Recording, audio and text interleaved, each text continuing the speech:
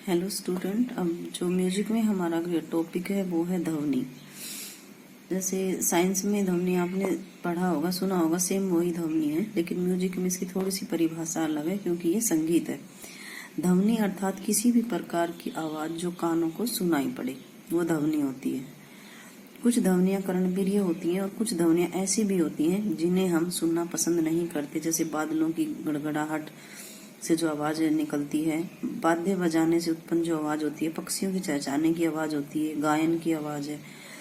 लेकिन जो कर्णप्रिय जो ध्वनि है वो ही संगीत कहलाती है।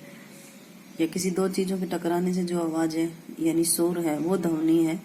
ध्वनि तो है लेकिन वो संगीत में नहीं है।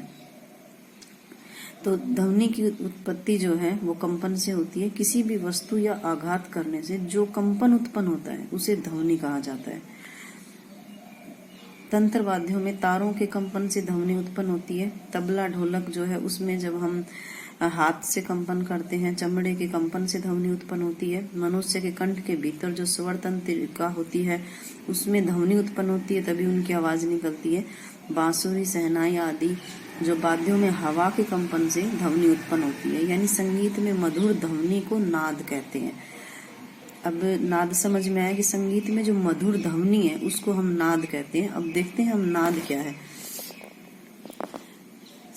ये संगीत उपयोगी मधुर ध्वनि जिसमें नियमित और स्थिर आंदोलन संख्या जो है वो नियमित रहती है वो नाद कहलाती है। जिस ध्वनि को आंदोलन संख्या अनियमित और अस्थिर होती है वह कानों को अमधुर लगती है। यानी जिसमें संख्या निश्चित नहीं होती है और अस्थिर होती है वो हमारे कानों को अच्छी नहीं लगती है और वो शोर होता है। कहने का अर्थ है कि यह हुआ कि केवल वह ध्वनि जो हमारे कानों को अच्छी होती है वो नाद होती है। जो कर्णप्रिय है वो नाद है। जो सुनने में आकर्षित लगती है उसके साथ ही वो हमारा मनोरंजन भी करती है वो नाद है। अब नाद दो तरह का होता है, एक तो होता है आहत नाद, एक होता है अनाहत नाद।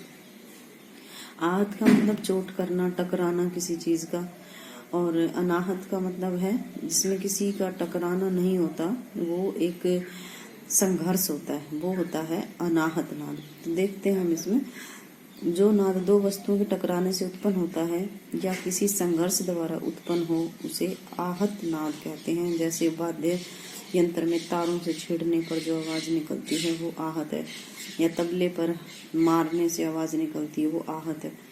वस्तु में हवा भरने से जो हवा आवाज निकलती है वो भी आहत नाद है। लेकिन अब अगला है हमारा अनाहत नाद।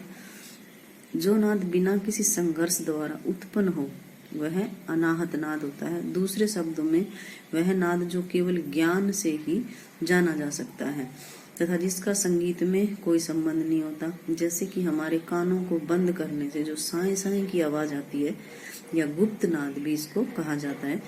इसमें ऋषि मुनि लोग अपने मोक्ष की प्राप्ति के लिए अनाहत नाद का यूज करते थे। या फिर हम अपने कानों में जब उंगली देने पर जो एक साए साए की जो आवाज आती है उसी से वो अपनी मोक्ष की प्राप्ति करते थे। वो उनकी मोक्ष की प्राप्ति का ही एक साधन होता था, उसको अनाहत नाद कहा जाता है।